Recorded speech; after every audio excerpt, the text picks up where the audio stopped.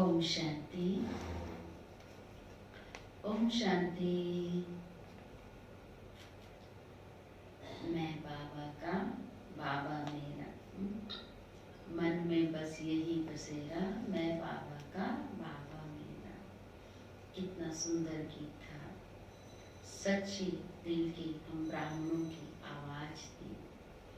दादी जान की याद आते हैं। दादी हमेशा कहती हैं, सदा ये याद रखो, मैं कौन और मेरा कौन। तो मैं कौन ये भी पक्का हो।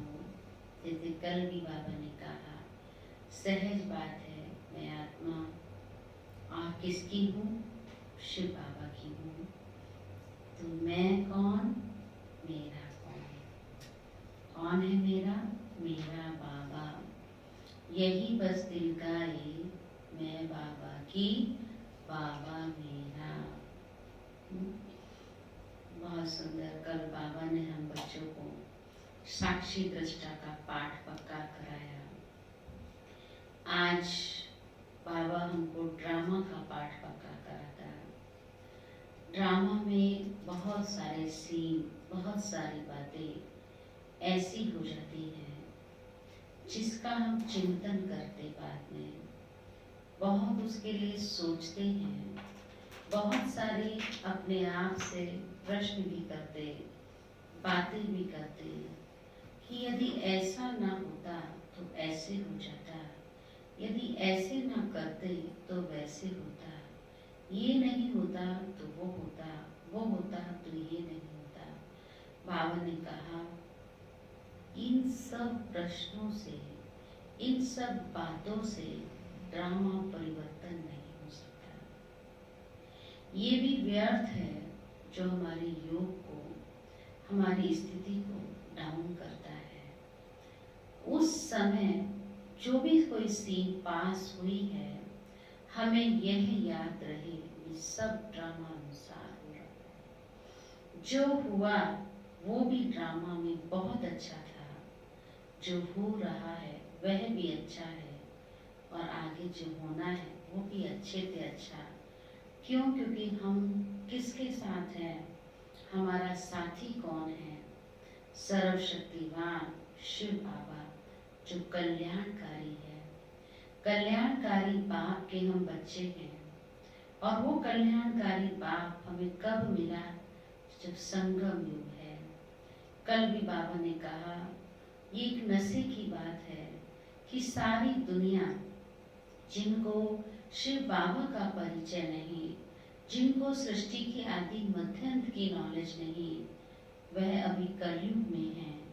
और जिनको ये ज्ञान मिल गया तीनों लोगों का, तीनों कालों का, और विशेष कल के बाबा के महावाक्य है कि जिनको दिव्य नेत्र मिल गया, तीसरा नेत्र मिल गया, वह अभी संगम युग पर है। तो संगम युग पर शिव बाबा ने हमको यह भी बताया है, जैसे शिव अर्थात कल्याणकारी, संगम युग भी कल्याणकारी है। पुरुषोत्तम संगम युग पर अभी हम बच्चे हैं, तो हम बच्चों का कभी भी कोई भी बात में अकल्याण हो नहीं सकता। बाबा ने हम बच्चों को बहुत बार ये पक्का कराया है, बहुत बार ये समझाया है कि कोई ऐसी सीन जो हमको देखने में आ रही है कि अकल्याण की है, लेकिन शिव बाबा त्रिकालदर्शी हम बच्चों को मास्टर त्रिकालदर्शी बनाता और कहता उसमें भी कल्याण समाया है।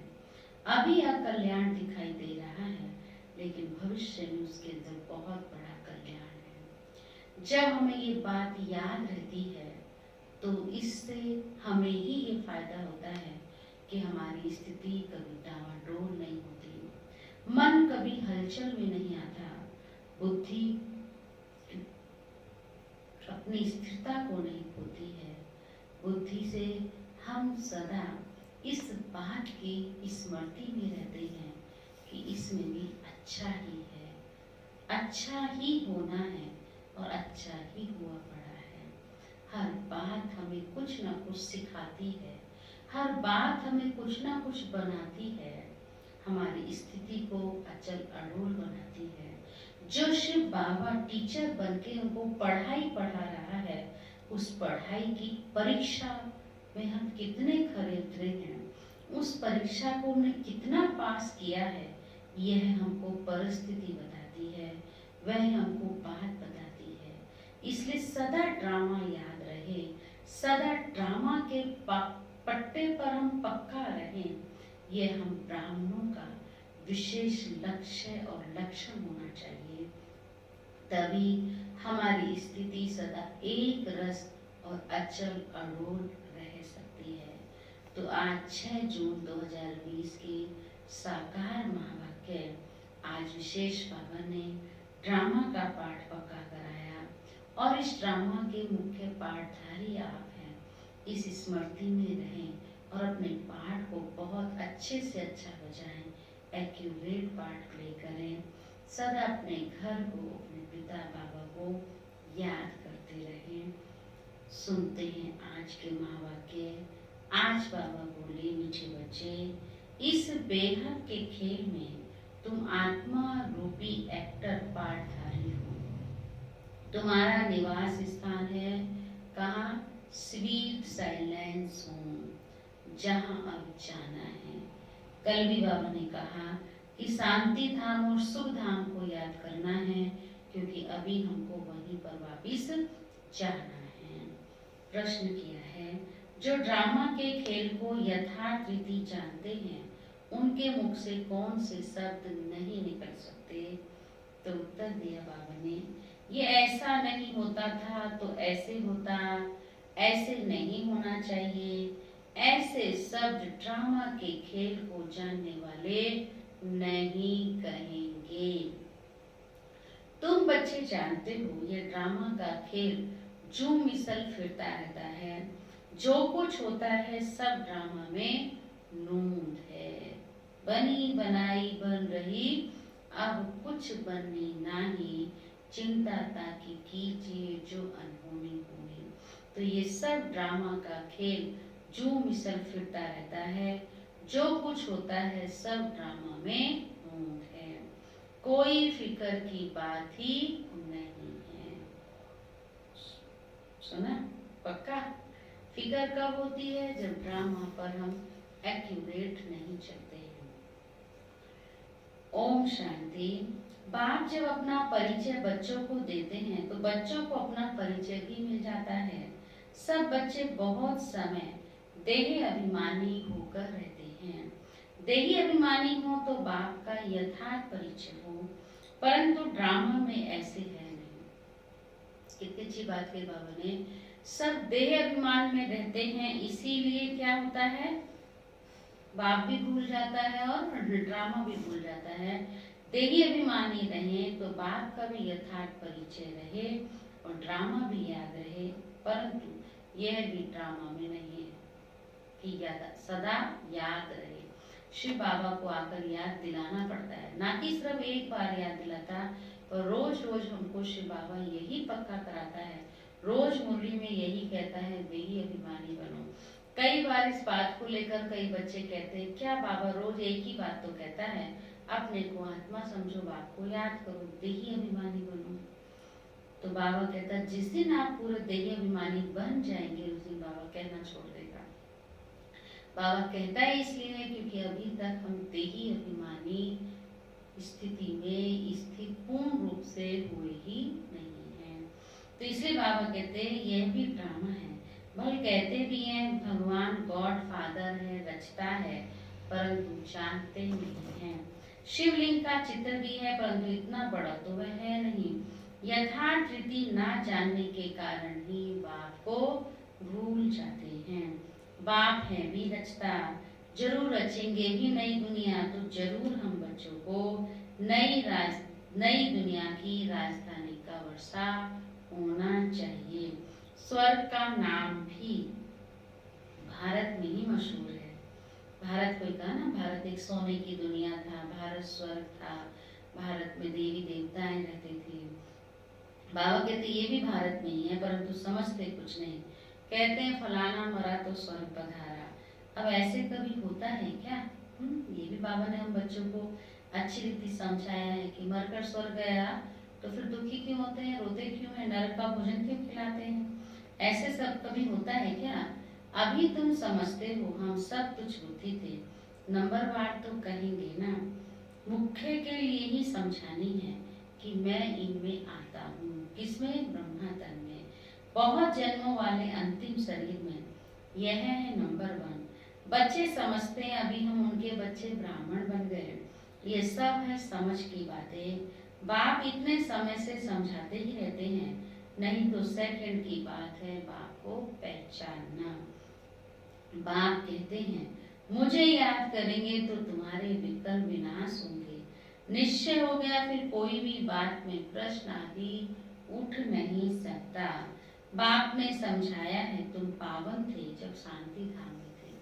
कब थे तुम बच्चे पावन? जब शांति धाम में थे। और शांति धाम से आए सत्युग में पावन ही आए थे। पुनः फिर श्री बाबा हमको पावन बनाने के लिए आया है, क्योंकि शांति धाम हम पावन बने बगैर जा नहीं सकते। अभी तुम बच्चे समझते हो कि हम यहाँ के रहवासी नहीं हैं, यह एक नाटकशाला है। ये बातें भी तुम ही बाप द्वारा सुनते हो, दूसरा तो कोई सुना ना सके।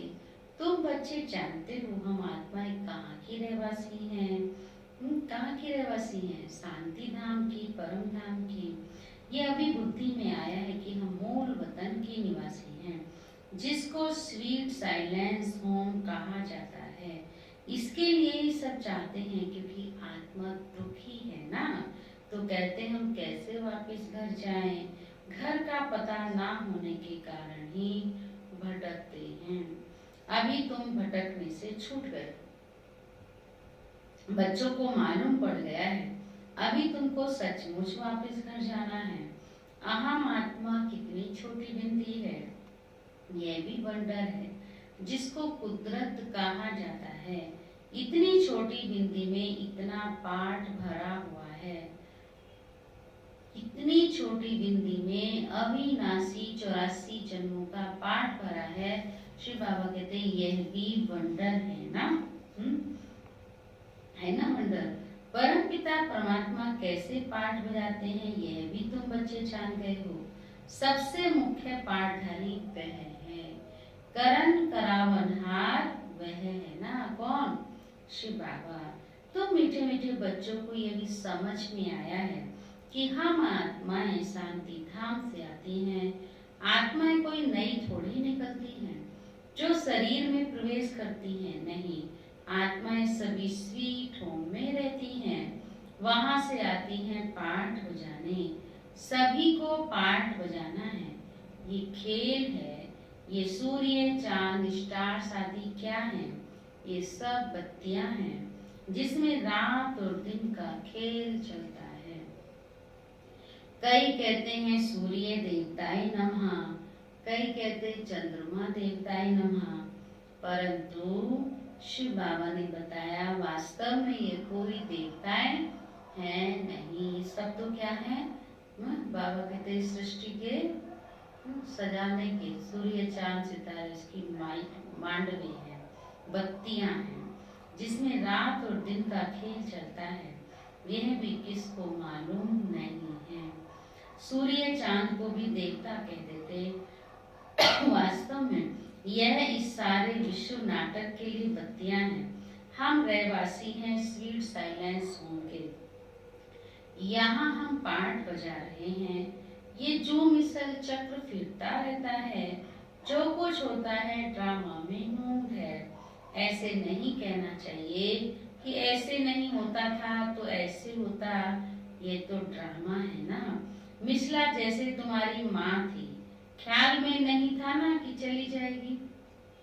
जून मास तो ऐसे भी मम्मा का विशेष 3 मास है, तो मम्मा का किसी को पता नहीं था, एक दिन पहले भी नहीं कि मम्मा ऐसे चली जाएगी। 1 घंटे पहले भी नहीं। मम्मा ने अपने हाथ से टोली थी, सबको अंगूर खिला के गई। तो ये भी तो ड्रामा था ना। कईयों ने प्रश्न किए, बाबा कहते नहीं, ये सब ड्रामा में नूद है, ऐसे नहीं कहना चाहिए। अच्छा शरीर छोड़ के भी ड्रामा। अब अपना नया पार्ट बजा रही है, फिक्र की तो कोई बात ही नहीं। यहाँ तुम सब बच्चों की बुद्धि में है कि हम एक्टर्स हैं। ये हार और जीत का खेल है। ये हार जीत का खेल माया पर आधारित है। माया से हारे हार है और माया से जीते जीत है। ये गाते तो सब हैं, परंतु बुद्धि में ज्ञान जरा भी नहीं है। तुम बच्चे जानते हो माया क्या चीज है। यह तो रावण है, जिसको ही माया कहा जाता है। धन को संपत्ति कहा जाता है, धन को माया नहीं कहेंगे। मनुष्य समझते हैं इनके पास बहुत धन है, तो कह देते इनको बड़ा माया का नशा है। कहते ना फलाने को बड़ा अपनी माया का नशा है, धन संपत्ति का। लेकिन शिव बाबा ने हमको बताया है कि माया का नशा होता क्या है। क्या है माया का नशा? काम, क्रोध, लोभ, मोह, अहंकार, विकारों के अधीन होकर देह अभिमान सबसे बड़ा सब विकारों का बाप है। जब इसमें आते तो वो उसको फिर किसी और की सूझती नहीं है। सही गलत आगे पीछे कुछ नहीं दिखता। माया को तो हम जीतने की कोशिश करते हैं, तो इसमें कोई भी बात में संशय नहीं उठना चाहिए। कच्ची अवस्था होने के कारण ही संशय उठता है। अगर किसी बच्चे को संशय आता है तो बाबा कहते ये भी उसकी कच्ची अवस्था का ही प्रमाण है। अभी भगवानों वाच किसके प्रति? आत्माओं के प्रति। शिव बाबा किसको सुना रहे हैं? हम आत्माओं को। भगवान तो जरूर आएगा ना। अभी हमको ब्रह्मा बाबा के द्वारा ज्ञान सुनाते हैं। बाप को तो देह है नहीं, और तो सबको देह है। जिनकी पूजा करते हैं उनको याद करना तो सहज है। ब्रह्मा विष्णु शंकर को कहेंगे देवता, शिव को भगवान कहते हैं। बाबा पहली क्लास पढ़ा रहे हैं। ऊंचते ऊंच कौन है? भगवान है। उनको देह है नहीं। यह भी तुम बच्चे जानते हो। जब मूल वतन में आत्माएं थी तो तुमको देह थी नहीं, तुम आत्मा ही थी। मूल वतन में थी देह नहीं, वहां बिंदु आत्मा ही थी। यह बाबा भी आत्मा है। कौन बाबा? ब्रह्मा बाबा भी आत्मा है। सिर्फ वह परम है। कौन? शिव बाबा। उनका पाठ गाया हुआ है, पाठ बजाकर गए हैं, तभी तो पूजा होती है ना। परंतु एक भी मनुष्य नहीं जिसको ये मालूम हो कि 5000 वर्ष पहले भी परम पिता परमात्मा रचता आया था। वह है ही हेवनली गॉड फादर। हर 5000 वर्ष के बाद कल्प के संगम पर वह आते हैं, परंतु कल्प की आयु लंबी चौड़ी कर देने से सब भूल गए हैं। तुम बच्चों को बाप बैठ समझाते हैं। तुम खुद कहते हो बाबा हम आपसे कल्प कल्प मिलते हैं और आपसे वर्षा लेते हैं, फिर कैसे गवाते हैं यह भी बुद्धि में है। ये सब किसने दिया बताया हमको? शिव बाबा ने। तुम खुद कहते हो बाबा हम कल्प कल्प आपसे वर्षा लेते हैं, फिर कैसे गवा देते हैं। ज्ञान तो अनेक प्रकार के हैं, परंतु ज्ञान का सागर भगवान को ही कहा जाता है। अब यह भी सब समझते हैं कि विनाश तो होगा जरूर। आगे भी विनाश हुआ था, कैसे हुआ था यह भी किसको पता नहीं है। शास्त्रों में तो विनाश के बारे में क्या क्या लिख दिया है। पांडव और कौरवों की युद्ध कैसे हो सकती है। अभी तुम ब्राह्मण हो संगम युग पर। ब्राह्मणों की तो कोई लड़ाई है नहीं। ब्राह्मणों को तो बाबा ने क्या मत दी है? खीर खंड होके रहना है, प्यार से रहना है, एक मत रहना है। जहाँ एकता में द्वैत आ गया वो सच्चा ब्राह्मण नहीं है। बाप कहते तुम हमारे बच्चे हो, नॉन वायोलेंस, डबल अहिंसक। अभी तुम निर्विकारी बन रहे हो। तुम ही बाप से कर्म कर वर्षा लेते हो। इसमें कुछ भी तकलीफ की बात नहीं है। नॉलेज बड़ी सहज है। 84 जन्मों का चक्र तुम्हारी बुद्धि में है। अभी नाटक पूरा होता है, बाकी थोड़ा टाइम है। तुम बच्चे जानते हो अभी ऐसा समय आने वाला है जो साहूकारों को भी अनाज नहीं मिलेगा, पानी नहीं मिलेगा। अभी तो कुछ भी नहीं है, अभी कम से कम अनाज पानी तो मिल रहा है। सुना, बाबा ने जो जो कहा था वो सब हो रहा है। आज भी बाबा कहते वो समय आना है जब ये पैसा कुछ भी जो है कुछ काम नहीं आएगा, क्योंकि पैसे से जब अनाज ही नहीं होगा, पानी नहीं होगा, तो पैसा क्या करेगा, किसी को भी नहीं मिलेगा। फिर भी बाबा ने कहा ब्राह्मणों के लिए बाबा ने गारंटी ली है, दाल रोटी की कमी नहीं होगी। बाबा कहते हैं ऐसा समय आने वाला है जो साहूकारों को भी अनाज नहीं मिलेगा, पानी नहीं मिलेगा। इसको कहा जाता है दुख के पहाड़, खूने नहा खेल है ना, इतने सब खत्म हो जाएंगे। कोई भूल करते हैं तो उनको दंड मिलता है। इन्होंने क्या भूल की है? सिर्फ एक ही भूल की है। क्या किया? जो बाप को भूल गए। क्या भूल किया? बाप को भूल गए।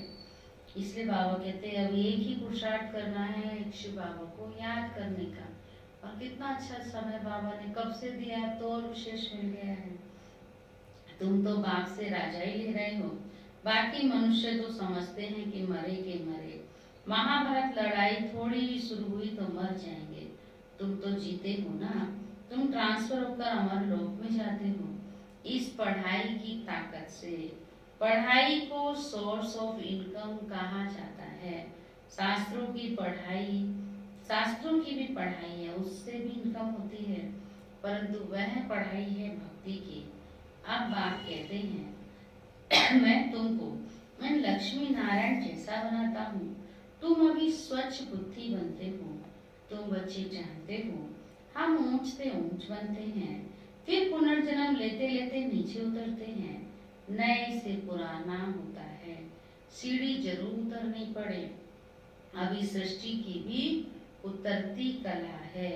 चढ़ती कला थी तो इन देवताओं का राज्य था, स्वर्ग था, अभी तो नरक है। अभी तुम फिर से पुरुषार्थ कर रहे हो। क्या बनने के लिए? स्वर्गवासी बनने के लिए। बाबा बाबा करते रहते हो, ओ गॉड फादर कहकर पुकारते हैं, परंतु ये थोड़े ही समझते हैं कि वे आत्माओं का बाप ऊंच से ऊंच है। हम उनके बच्चे फिर दुखी क्यों? सुखदाता के बच्चे हम दुखी क्यों? ये प्रश्न करें। अभी तुम समझते हो दुखी भी होना ही है, ये सुख और दुख का खेल है ना। जीत में सुख है और हार में दुख है। बाप ने राज्य दिया, रावण ने फिर छीन लिया। जब राज्य मिला तो सुख, और जब छीन लिया तो दुख। अभी तुम बच्चों की बुद्धि में है कि बाप से हमको स्वर्ग का वर्षा मिलता रहता है। बाबा आया हुआ है, अभी सिर्फ बाप को याद करना है तो पाप कट जाए। जन्म जन्मांतर का सिर पर जो बोझा है ना, यह भी तुम बच्चे जानते हो। तुम कोई बहुत दुखी नहीं होते हो।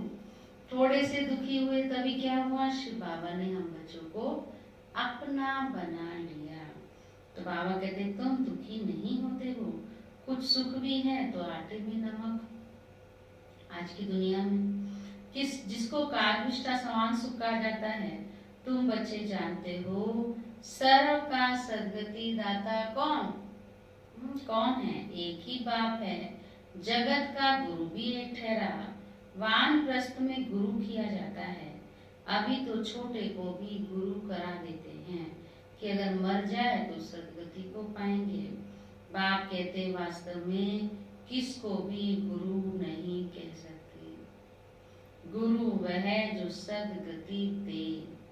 सद्गति दाता तो एक ही है, बाकी क्राइस्ट बुद्ध आदि कोई भी गुरु नहीं। वे आते हैं तो सबको सद्गति मिलती है। क्या क्राइस्ट आया, उनके पीछे सब आने लगे, जो भी उस धर्म के थे, फिर उनको गुरु कैसे कहेंगे, जबकि ले आने के लिए निमित्त बने हैं। पतित पावन कौन? एक बाप को ही कहते हैं। वह सबको वापिस ले जाने वाला है। स्थापना भी करते हैं, नई देवी दुनिया की स्थापना भी करते हैं। सिर्फ सबको ले जाएं तो फिर प्रलय हो जाए, प्रलय तो होती नहीं है। सारा शास्त्र में शिरोमणि श्रीमद् भगवत गीता गाई हुई है। गायन भी है, यदा यदा ही धर्मस्य। भारत में ही बाप आते हैं जब धर्म की अति ग्लानि होती है। स्वर्ग की बादशाही देने वाला कौन? शिव बाबा। उनको भी सर्वव्यापी कह देते हैं। सबसे बड़ी ग्लानि तो यही कह दिया। भगवान जो सृष्टि का रचयिता, मालिक, पतित पावन है, उसको सबके अंदर कह दिया। अभी तुम बच्चों को खुशी है कि नई दुनिया में सारे विश्व पर एक हमारा ही राज्य होगा। उस राज्य को कोई भी छीन नहीं सकता। यहाँ तो टुकड़े टुकड़े पर आपस में कितना लड़ते झगड़ते रहते हैं। पूरा महाभारत हो गया टुकड़े टुकड़े के लिए है। तुमको तो मजा है खगिया मारनी है, क्योंकि वहां पर ऐसी जगह बाबा हमको ले जाता है, ऐसी दुनिया का मालिक बनाता है जो कोई लड़ाई झगड़ा नहीं, धरती आसमान सब तुम्हारा होगा। कल कल बाबा से हम वर्षा लेते हैं, गीत है ना, तुम्हें पाके हमने जहाँ पा लिया, जमी तो जमी आसमां भी पा लिया। शिव बाबा मिला तो वह सब कुछ मिल गया जिसकी कभी हमको सोच भी नहीं थी, संकल्प भी नहीं था। तो बाबा ने कहा तुमको तो खुशी में खगिया मारनी है। कल कल बाबा से हम वर्षा लेते हैं तो कितनी खुशी होनी चाहिए। बाप कहते हैं मुझे याद करो, फिर भी भूल जाते हैं। कहते हैं बाबा योग टूट जाता है। बाबा ने कहा है योग अक्षर निकाल दो। क्या कहो? याद। वह तो शास्त्रों का अक्षर है, योग अक्षर तो शास्त्रों का है। बाबा तो कहता है तुम सहजता से अपने को आत्मा समझ एक बाप को याद करो। बाप कहते मुझे याद करो। योग भक्ति मार्ग का अक्षर है। बाप से बादशाही मिलती है स्वर्ग की, उनको तुम याद नहीं करेंगे तो विकल्प विनाश कैसे होंगे, राजाई कैसे मिलेगी। याद नहीं करेंगे तो पद भी कम हो पड़ेगा, फिर सजा भी खाएंगे। कितना नुकसान है। तो नुकसान में जाना है या फायदे में जाना है? सभी फायदे में जाएंगे ना। तो बाबा कहते हैं कितना बाबा को ना याद करने से पद भी कम होगा, सजा भी मिलेगी। ये भी अकल नहीं है। अभी अकलमंद है, होशियार हो गए सब, इतने बेसमझ बन पड़े हैं। मैं कल कर तुमको कहता हूँ माँ में कम याद करो, जीते जी इस दुनिया से मर जाओ। बाप की याद से तुम्हारे विकर्म विनाश होंगे और तुम विजय माला का दाना बन जाएंगे। कितनी सहज पढ़ाई है। ऊंच से बाबा ब्रह्मा दोनों हाईएस्ट हैं। वो पारलौकिक और ये अलौकिक। बिल्कुल साधारण टीचर है, वह टीचर्स फिर भी सजा देते हैं। और ये टीचर तो वहाँ टीचर का होमवर्क नहीं किया तो अभी तो बहुत इजी हो गया है, लेकिन पहले समय में कहते टीचर ऐसे सजा देते थे। कोई होमवर्क नहीं करता है या कुछ टीचर का कहना नहीं मानता तो क्या क्लास से बाहर कर देते थे, क्या क्या सुनते मुर्गा बनाते थे। पूछो नहीं। बाबा तो फिर भी प्यार करता है, रोज पढ़ाता है, होमवर्क भी देता है। फिर जो बच्चे करके आते हैं वो भी मीठे बच्चे, जो नहीं करते वो भी मीठे बच्चे, उनको प्यार से कहता है कोई निकल नहीं किया ना दुआ ध्यान देना। तो ये टीचर तो कितना पुरस्कार देते रहते हैं। कहते हैं मीठे बच्चे बाप को याद करो, सतो प्रधान बनना है। पतित पावन एक ही बाप है, गुरु भी वही ठहरा, और कोई गुरु हो नहीं सकता। कहते हैं बुद्ध पार निर्वाण गया, ये सब कपोड़ा है, एक भी वापिस जा नहीं सकते। सबका ड्रामा में पार्ट है। कितना विशाल बुद्धि और खुशी रहनी चाहिए। ऊपर से लेकर सारा ज्ञान बुद्धि में है। ब्राह्मण ही ज्ञान उठाते हैं, न शूद्रों में न देवताओं में ये ज्ञान है। अब समझने वाला समझे, जो ना समझे उनका मौत है।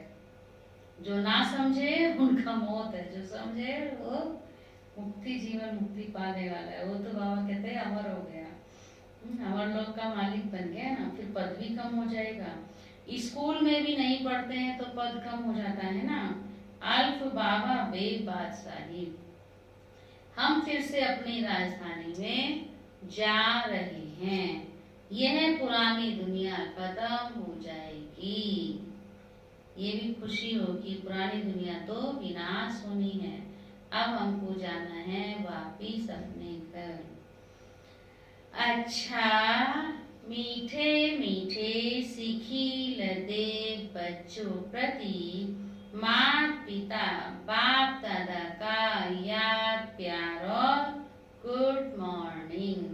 रूहानी बाप की रूहानी बच्चों को नमस्ते। रूहानी बच्चों की रूहानी बाप दादा को भी गुड मॉर्निंग, नमस्ते नमस्ते नमस्ते। तो आज क्या सुना विशेष, क्या अंडरलाइन करेंगे? धारणा के लिए मुख्य सार, बाप हमें ऐसे नए विश्व की राजाई देते हैं जिसे कोई भी छीन नहीं सकता। इस खुशी में खग्गियां मारनी है, इस खुशी में खग्गियां मारनी है। सेकंड पॉइंट, विजय माला का दाना बनने के लिए जीते जी इस पुरानी दुनिया से मरना है। बाप की याद से विकर्म विनाश करने हैं। वरदान, एक के साथ सरल रिश्ता निभाने वाले, सरल किनारों से मुक्त संपूर्ण फरिश्ता भव। जैसे कोई चीज बनाते हैं, जब वह बनकर तैयार हो जाती है तो किनारा छोड़ देती है। ऐसे जितना संपन्न स्टेज के समीप आते जाएंगे उतना सरल से किनारा होता जाएगा। जब सब बंधनों से वृत्ति द्वारा किनारा हो जाए, अर्थात किसी में भी लगाव ना हो, तब संपूर्ण फरिश्ता बनेंगे। एक के साथ सरल रिश्ते निभाना यही ठिकाना है। एक के साथ सरल रिश्ते निभाना यही ठिकाना है। इससे ही अंतिम फरिश्ते जीवन की मंजिल समीप अनुभव होगी। बुद्धि का भटकना बंद हो जाएगा। छूट गए ना सब भटकन से। स्लोगन है आज का, स्नेह ऐसा चुंबक है जो ग्लानि करने वाले को भी समीप ले आता है।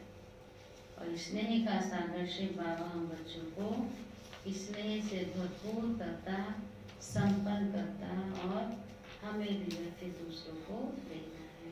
ठीक है, ओके। कल विशेष अव्यक्त बाप दादा के अव्यक्त महावाक्य सुनेंगे संडे के, और दादी जी का पत्र भी विशेष हम बच्चों के लिए आया है। ऐसे तो सभी तपस्या कर ही रहे हैं, जून मास चल रहा है। अभी और बाबा ने हमको मौका दिया है कि हम अभी भले गवर्नमेंट के अनुसार मंदिर मस्जिद खुल रहे हैं, धार्मिक स्थल खुल रहे हैं, लेकिन अभी हमको मधुबन से कहो, बाबा का कहो, बड़ों का डायरेक्शन है अभी घर में ही रह कर के हमें 30 जून तक और तपस्या करनी है। आगे फिर जैसा प्रोग्राम होगा वैसे हम बताएंगे, क्योंकि विशेष भले अनलोक हो गया है, लेकिन हम सब समाचार सुनते हैं, जानते हैं कि ये कोरोना वायरस अभी फुल मात्रा में फैला हुआ है। इसके लिए अभी हम सभी ब्राह्मणों को और तपस्या और योग की आवश्यकता है, और प्रकृति को हमें पावरफुल वाइब्रेशन देने की आवश्यकता है। तो खास जून मास मम्मा का मास है। जैसे मम्मा 2 बजे उठ कर के तपस्या करती थी, सबको सकाश देती थी, हमें भी मम्मा समान बन कर के 2 बजे 3 बजे विशेष अमृत वेला उठ बाबा को याद करें और पूरे ग्लोब को पूरे विश्व को हम सकाशते हैं। ओम शांति। ओके,